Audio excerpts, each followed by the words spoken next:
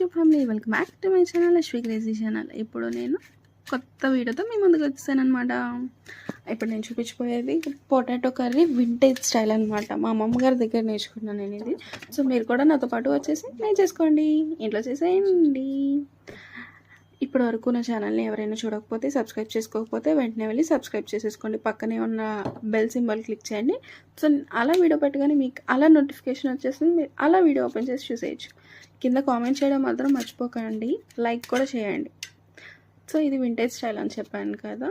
దీనికి కావాల్సిన పదార్థాలు పొటాటోస్, టమాటోస్, పచ్చిమిర్చి, ధనియాలు, ఎండు కొబ్బరి, వెల్లుల్లి అనమాట. సో ఇది ఇప్పుడిప్పుడే నేను కొంచెం నేర్చుకుంటున్నాను కదా. సో ఏమైనా తప్పులు ఉంటే